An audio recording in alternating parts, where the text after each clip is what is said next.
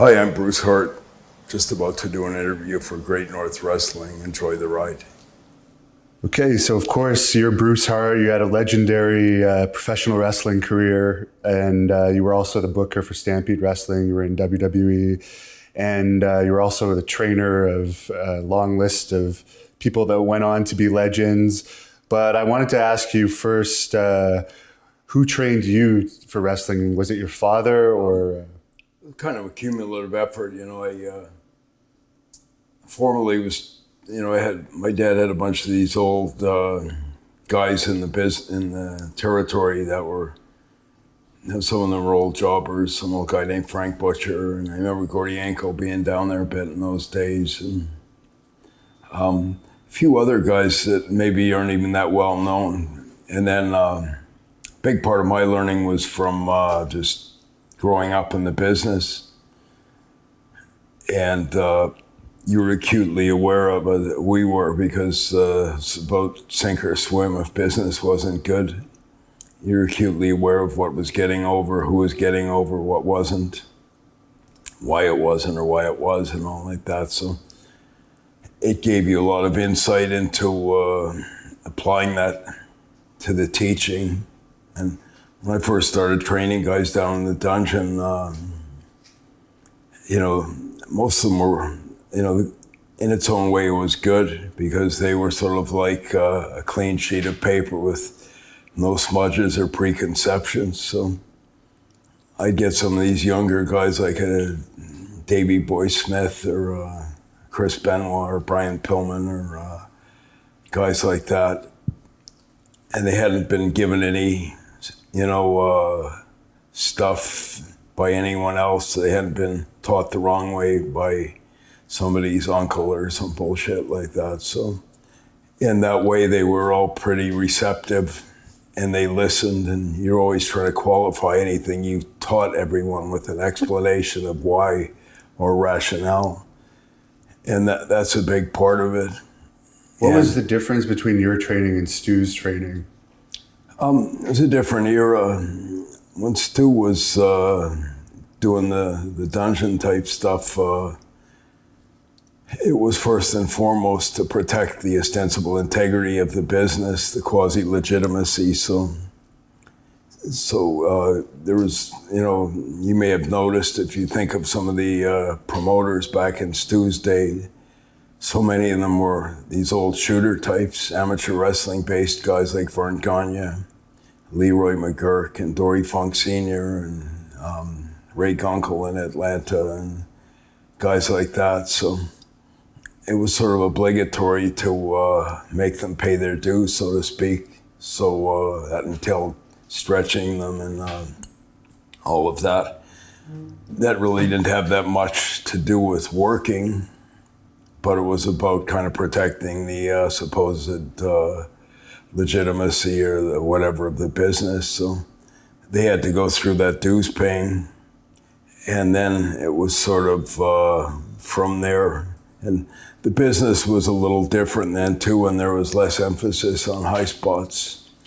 And so I didn't necessarily agree. Stu and I weren't always on the same page as far as methodology. When I was kind of growing up in the 70s, my dad had a lot of these, sort of sedentary heel types that were kind of big and slower, but pretty serious. And for whatever reason, they weren't really setting the world on fire. I went to England in 77, and it was sort of a revelation for me. I saw a lot of these smaller guys that were pretty lively and dynamic and didn't do much punching or kicking or any of that stuff, but they were pretty dynamic. And that sort of made an impression on me. I came back from there, and when my dad let me take over the book, I brought some of the English guys that I had crossed paths with, who were just sort of young neophytes, wanting to get into North America, like Tom Billington, alias Dynamite Kid, and Davey Boy Smith, and some of them. And I had sort of seen the English style, but I kind of tried to adapt the English style and instill in Dynamite and Davey and guys like that the North American style. So it was kind of like the best of both worlds. And right around that same time, I had a lot of Japanese guys trying to come in. And the Japanese had a pretty good style as far as athleticism and amateur wrestling base, and they weren't big on ring psychology. And they were kind of what we used to call stone face, so they didn't have that kind of showbiz. So I kind of incorporated, a bit of the Japanese and a bit of the British. And then we had a few guys around that time that were sort of not into the wrestling so much, but they had a lot of personality, guys like Honky Tonk, David Schultz. Did you come up with Honky Tonk Man's name? There's always been a rumor about that. I think we came up with that kind of jointly. I remember I had David Schultz in, who was, he had sort of got established with us, and he told me he had a friend named Wayne Ferris down in Tennessee that he asked if we could bring him in, and I said, sure, I think in talking to Schultz, and we kind of came up with this kind of character, and so the name sort of spun off from that. And speaking of Schultz, he's always known as an eccentric individual. Do you have any story that would kind of highlight that part of him from Schultz. his days in Stampede? I remember one time Schultz, there was some CBC documentary up, and they wanted to do a kind of, they made out like they wanted to do a complimentary documentary on Stampede Wrestling, and it was kind of like intrigued that it was such a big thing in Canada, and almost, how could a bunch of hicks out in Western Canada come up with something as compelling as that? And but I think their intent was more to do a precursor of the John Stossel 2020 or whatever the hell. And this guy, I can't remember what his name was. I think it was named Tom Alderman or something. He started going down the same road as John Stossel did about 4 or 5 years later, and I think we were doing an interview in Red Deer, and I think my dad was there, and Schultz was about that far from doing the same to this guy as he did to John Stossel later on, kind of. But was he one of the tougher characters that came through? I think Dave was pretty tough, and I think he deserves more to be praised or credited for protecting the business, and I always sort of felt bad for him because he got sort of thrown under the bus for doing nothing but defending the damn business, and they should have looked after him more and defended him more rather than we don't have anything more to do with him. And so I don't blame him whatsoever for being half pissed with kind of the way that they treated him after that. And you, of course, brought Dynamite Kid to Stampede Wrestling. I have a few questions about him, but I just wanted to ask you, Jake the Snake mentioned when we interviewed him that Dynamite was roughing Bret up in their matches a lot in Stampede, and Jake said he found this quite amusing. Do you have any recollection that Dynamite? Not really. As you might recall too, because you were in Stampede a bit later on, but the style tended to be a bit rugged, a bit solid or stiff or whatever you want to call it.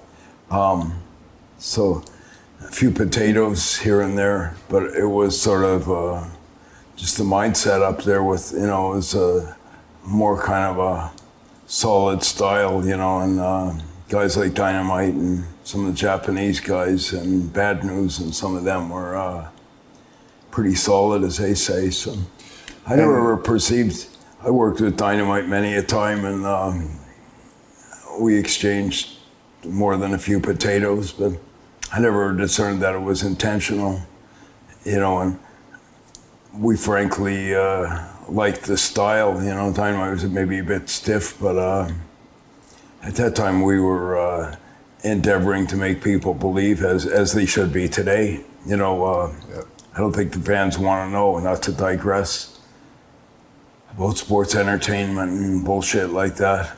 They just want to go out and believe if you let them, you know, make it look real. I don't need an effing sign, neon sign saying this is sports entertainment, or, you know, just let me believe. If I go to church, I don't want some a-hole standing outside and this is all bullshit and we really don't know what we're talking about, but put your money in the thing and buy into our bullshit, you know.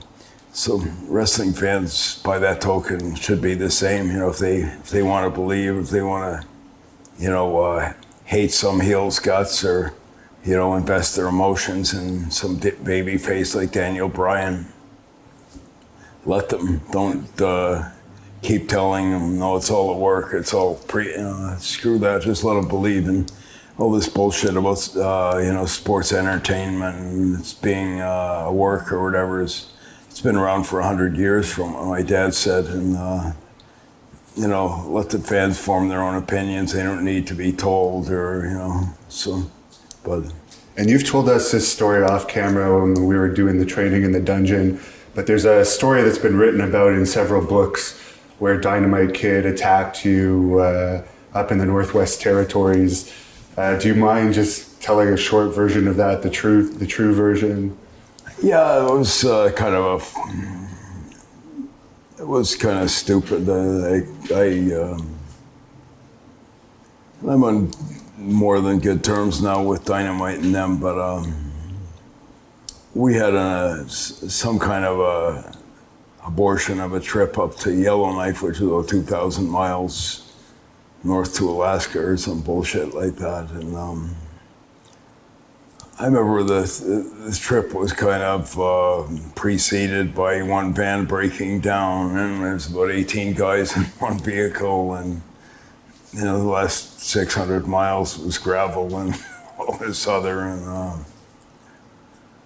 I think we had a show the preceding night in Yellowknife, and then we were supposed to drive back to this other Eskimo outlet called Hay River on the way back, and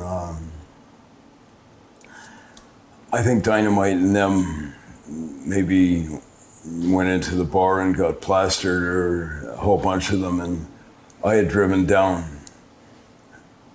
the preceding night after the matches because I had to do radio interviews in the morning on the Hay River radio. And anyway, to make a long story short, show was supposed to start at about 7 or something like that, and by 7:30, the only wrestlers there were Bulldog Brown, his son, his supposed son, or his nephew, Kerry Brown, and myself. And we had a pretty good house, you know, about 1,500 people or something like that. So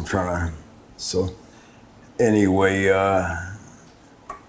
we're waiting, and we don't want to give them their money back. And so finally I worked with Kerry Brown, and I think we worked about 45 minutes, and I told Bulldog if the boys haven't arrived yet by like 45 minutes or whatever, you know, do some kind of an interference, and we'll, you know, shoot a spin-off angle and I'll work with you then. So that's what we did. So I had worked about 45 minutes with Kerry, and then Bulldog did something, and I shot an angle and said, you know, I'll kick your ass and blah, blah, blah. So anyway, I worked with Bulldog for about another 45 minutes, and finally I had somebody signal to me that they had arrived. So I've been working about 90 minutes. I come back to the dressing room, and like the Faces dressing room, and I'm talking to, I think, Benoit. And I'm just saying, where the hell have you guys been, or what the hell's going on? You know, so it's supposed to start at 7. You know, it's like 9 o'clock or something now, and from out of the blue, I guess Dynamite had come in from behind and from the heels dressing room or whatever, but I didn't even see it and just wham, and I got like hit in the side from behind and I think it dislocated my jaw. And then I think my brother Dean, who was a referee or something, he kind of, came in and I was like half dazed from the damn shot to the head. And then Dynamite was, drunk and belligerent and vocal and all this. And that was sort of that. And then he later on, I made peace with him later on, but he told me that there is this other a-hole who's in the territory named Ricky Rice had supposedly been saying that I was laughing about how the Bulldogs must, they used to fly first class in WWE or some bullshit, and now they're riding 18 guys in one of Stu's broken down vans over 1,000 miles of gravel, and that I was making fun of them, which I wasn't. And even if I had been, it would have been, not knocking them or anything like that, and they had been a joke on the road trip. So I think, so it was mostly just shit disturbing, and so that was about that. It was a bit frustrating given that I just worked 90 minutes and get my damn jaw broken over some bullshit like that. But and another guy that was pretty tough is your old tag team partner, Brian Pillman. Yeah. What was it like training him and being involved in that tag team, which was very popular at the time, Bad Company? That was really, that was kind of really nice. I'd actually just come off, blowing my knee out. So I was just torn my ACL and, I'd been out for about 8 months, and there was an old friend of mine who was on the Calgary Stampeders named Stu Laird. And I used to see him at my brother-in-law BJ's gym downtown. He told me he had a guy who was, I think, the starting linebacker on the Stampeders at that time who was wanting to get into wrestling. Back in those days, if you had football players wanting to get into wrestling, it was usually after they had been cut or they're at the end of the line or it was off season. But this is right at, I think, second or third game into the season. Pillman was like the starting outside linebacker for the Stampeders. And so anyway, I told Stu, bring him down. I met with him at BJ's, and he was like all gung-ho to get into the wrestling, and essentially walked away from being starting linebacker on the Stampeders to being a rookie wrestler. And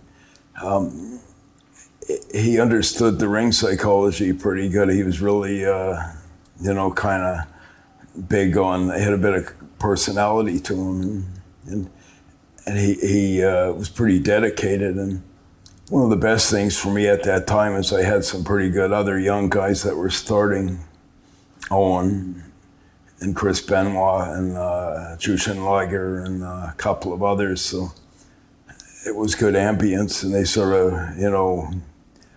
learned together, and there was a lot of enthusiasm, and Pillman kind of took off pretty quick. And his personality was, tailor-made for the business. He, in fact, kind of was the guy who taught Steve Austin most of his stuff.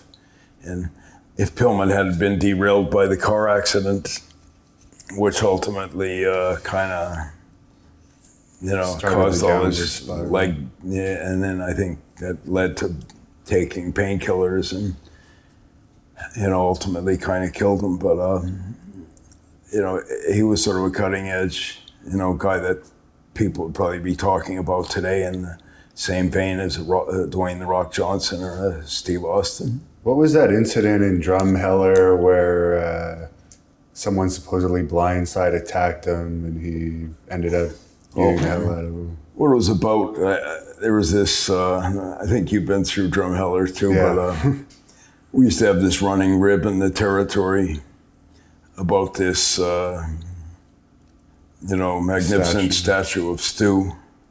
And whenever rookies were in the territory in the van for like an hour before we got there, we'd be talking about the big statue of Stu, and it's kind of like a landmark, and you go to see this statue and whatever. And finally, he'd come around this bend in this Drumheller, which is famous for dinosaurs. That's kind of like, what its main claim to fame is. And you'd come around this bend, and all of a sudden there's this like 30-foot high Tyrannosaurus.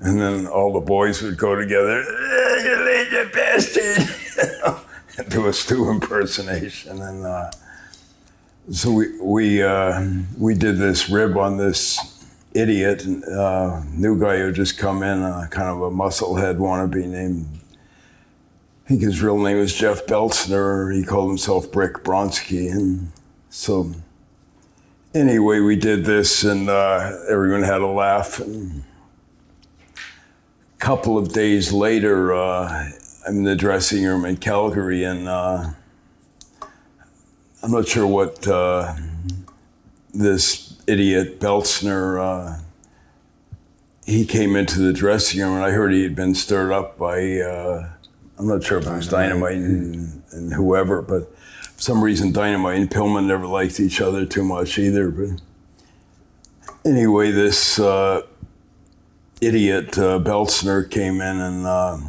Pillman and I are just coming into the dressing room, and he's got like Pillman had like a styrofoam coffee cup like that, and all of a sudden this Beltzner just came up and clocked Pillman and knocked him backwards into, there was a row of lockers against the wall, and I'm not sure if you've been in the dressing room in the pavilion, but so he knocked Pillman into the row of lockers, and he's sort of standing there admiring his worker. I think he figured he had mission accomplished or kicked Pillman's ass, and he could go and high-five Dynamite or whatever. And Pillman crashed into the lockers and got up, and Beltzner's standing there kind of smiling. And Pillman, who was pretty tough, legitimate NFL, CFL linebacker and all, speared him into the wall, flying tackle, and kind of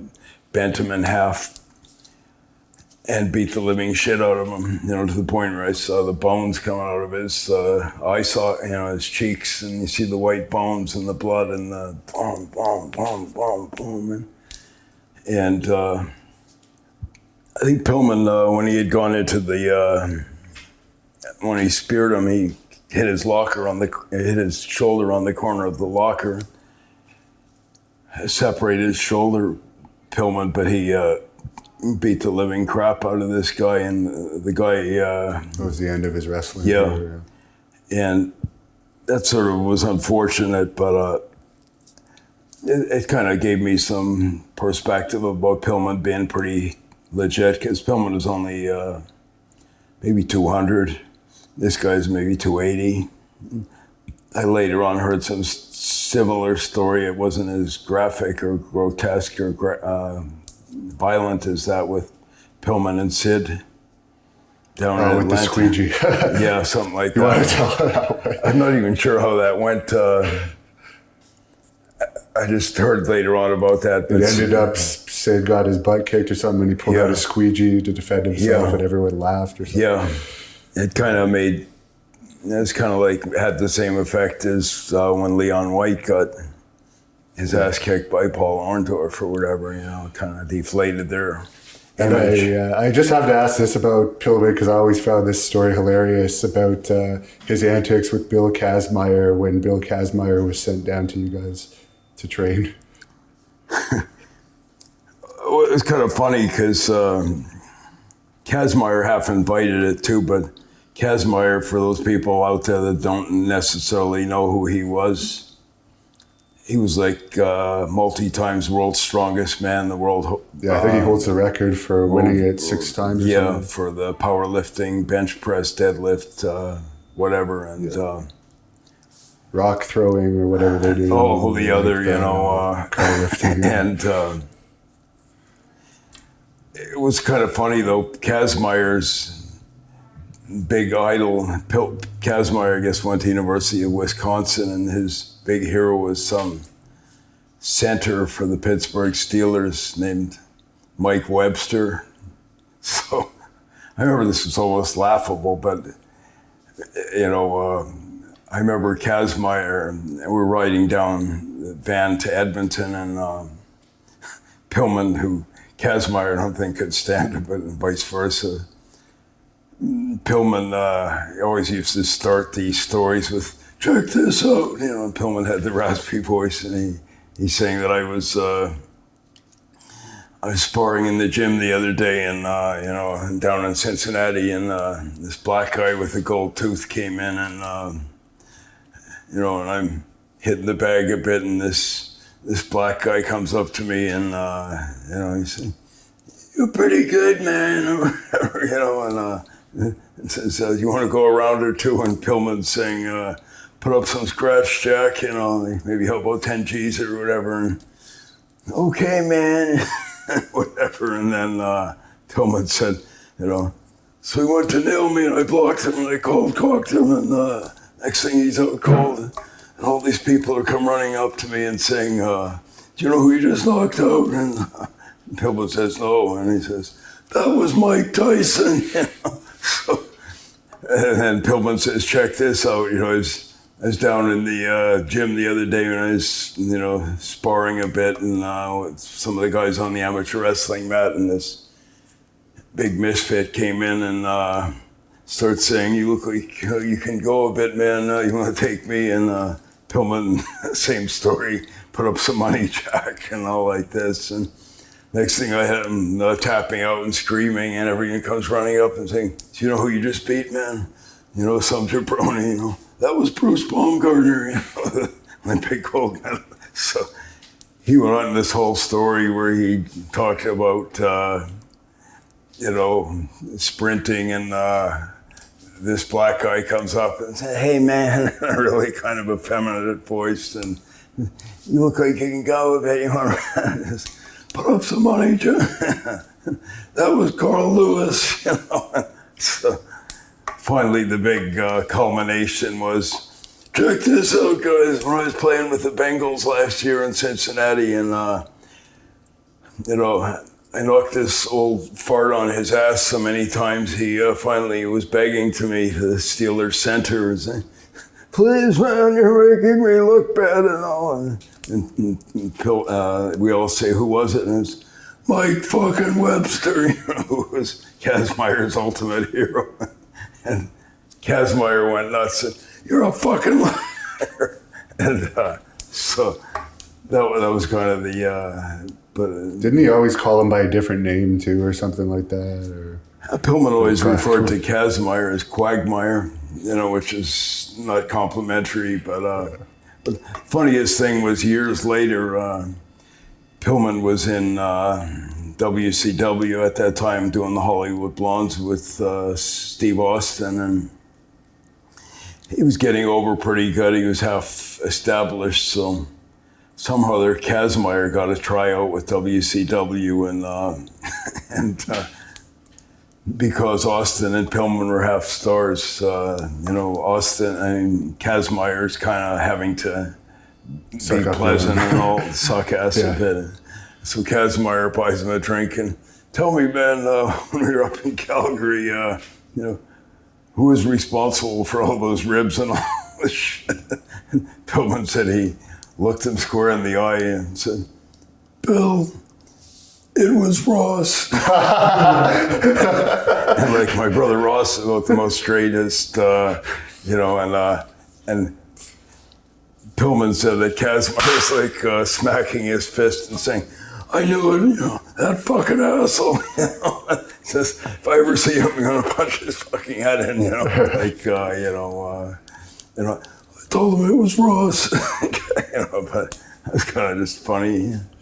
And I'll just ask you quickly about your WWE appearances, because I know you've said it before that for a while you were actually going to have the role that Owen ultimately had as the evil Hart, but it didn't I know I work went out. down there and we shot some angle or did the initial thing in Detroit at Auburn Hills where the Pistons played, where I was supposed to be sitting in the audience and Doink the Clown was gonna come out and throw the bucket of water on me. And then later on when they double teamed Bret, Lawler, and Doink, Matt Bourne, I was supposed to then hit the ring and have like a four-way, and that was supposed to ultimately lead to shooting some kind of an angle with Jerry and Matt Bourne or Doink for Survivor Series. And that's pretty much what we did. And then I got like rave reviews at the time. Everyone was saying, wow, that was the hottest thing on the whole SummerSlam card and all like that. And then I thought that was going to happen. And then it got all kind of screwed up, and in part because Matt Bourne got busted for something, and Lawler had some incident with some groupie in Louisville or something like that. But beyond that, I'm not sure if it was Bret or whatever, but I was supposed to be the one who was initially going to do this kind of half heel turn. It was kind of half-assed, to be quite honest. I thought the whole thing was a bit convoluted, but it should have been supposed to be the Hart family, which was Bret and Owen, me and Keith against, at that time, supposed to be Lawler's family. Then Lawler was taken out of it. Shawn Michaels was in it then, and I think Greg Valentine. Some guy named Jeff Gaylord, too. Is that his real name? Oh, I think Lawler and Doink were supposed to be the other two, and they ended up putting Jeff Gaylord and Barry Horowitz. And then they had the thing with Owen turning heel and all. And Owen was an awesome worker. I always thought he was never, really well suited to be playing a whiny little heel like they had him. It was really miscast him. Anyone who ever saw him in Calgary knew he was a phenomenal baby face. In fact, had a lot more charisma and athletic ability than Bret, and he was way more suited to being a face than Bret was. And anyone who ever saw him in Calgary knows that. But so you were the best man at Owen's wedding too. Right? Yeah, and he was best man at mine too. But yeah, it pissed me off. I don't want to digress into talking about the Owen tragedy, but that whole thing was kind of a shame in so many ways, because they never ever used him right anyway, and I heard they were maybe planning on starting to use him better after that, but he had been there for about 8 years. It was kind of like an earlier day version of Daniel Bryan, where he had all the charisma, all the athletic ability, everything else, and they used him in a steady succession of horseshit roles with high energy, with Coco Beware and with Neidhart with those, checkerboard balloon ugly pants, lime green pants, and all this other, none of which really did him, justice. If they just let him be like a Daniel Bryan or something like that, he would have been a phenomenal talent for him. And at the end, it was a shame that he got killed doing some horseshit stunt that had nothing to do with wrestling, just for some a-hole moron scriptwriter or some asshole wants somebody to come to the ring on a fucking cable as a bird or just bullshit. If you had a Wayne Gretzky or a Michael Jordan, dying doing some stupid thing like that, there'd be people saying, this is bullshit, it was just a shame, And just a couple more questions. After all the hell Bret put your family through and you and Stu through after the Survivor Series incident, and there was a lot of tension with the family, and I know you had problems trying to bring Stu to Raw and stuff. Are you surprised that Bret ultimately rejoined the company? Not really. It's complicated. You know, I've made peace more or less with Bret, and I tried to see it from both sides, and I've been pretty outspoken in anything I've ever said about, you know, that Montreal screw job and all. The two wrongs don't make a right, that Vince certainly didn't have honorable intentions, or he didn't distinguish himself in any positive way whatsoever in perpetrating an abortion like that. But at the same time, Bret, given what the business is, and it's obligatory when you're leaving a territory to drop the strap and all that other, you know, Bret didn't really distinguish himself either. So I'd still say that right now, you know, to either one of them, that ultimately the business, you know, came out looking bad needlessly because of their, you know, sort of agendas and all like that. So. Do you think it was a good thing what they did with you guys at Wrestlemania recently when they brought you in and Bret and the whole family? I gave him, you know, I told him it's whatever you guys want to do. I'm not trying to tell you how to run your business. I remember when Michael Hayes and those guys ran the finish by us at that time and said, "What do you think?" And I said, quite frankly, I think it sucks. I said, you got about 10 Harts, my nephew Harry and Tyson Kidd and Natalia and Keith and me and Ross and Smith and Wayne and whoever.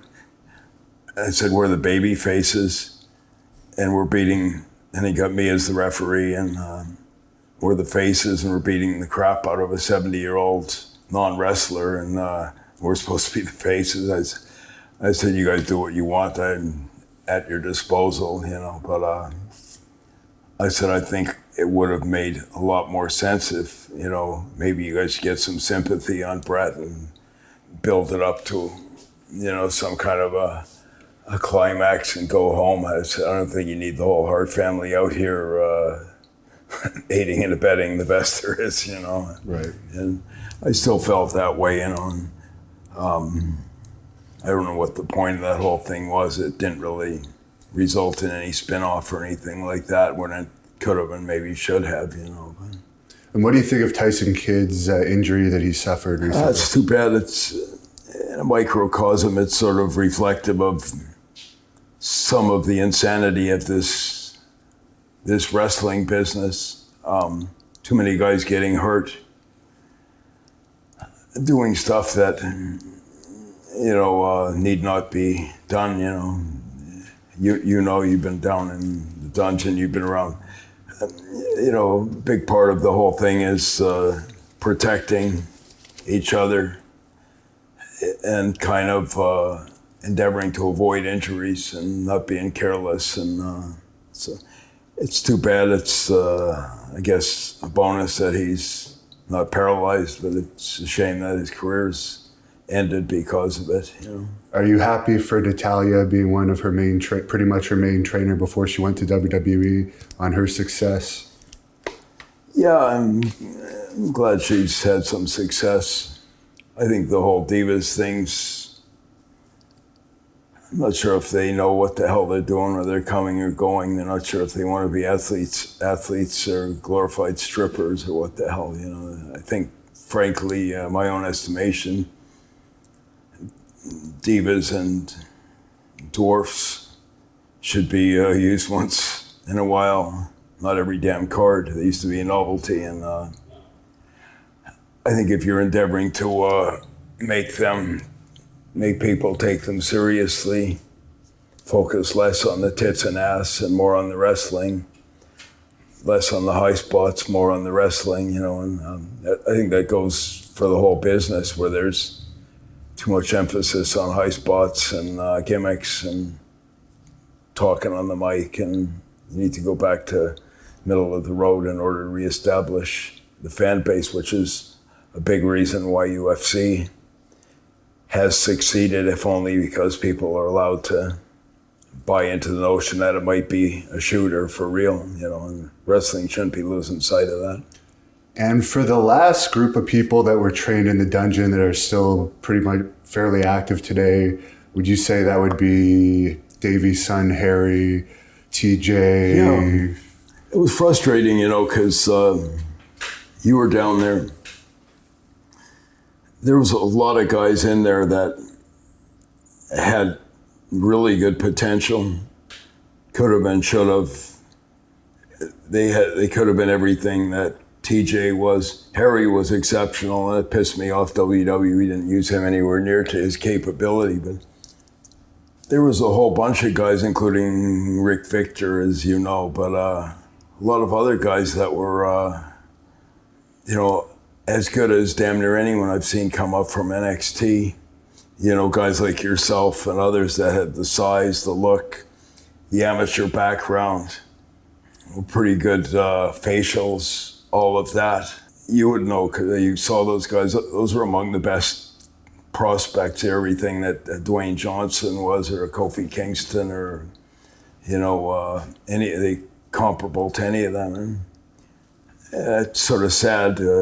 And so, it sort of bothered me that, mostly because of the dynamics of the business, those guys never, anyone listening here probably don't know who the hell any of them are. Like, maybe think I'm dreaming or bullshitting or something.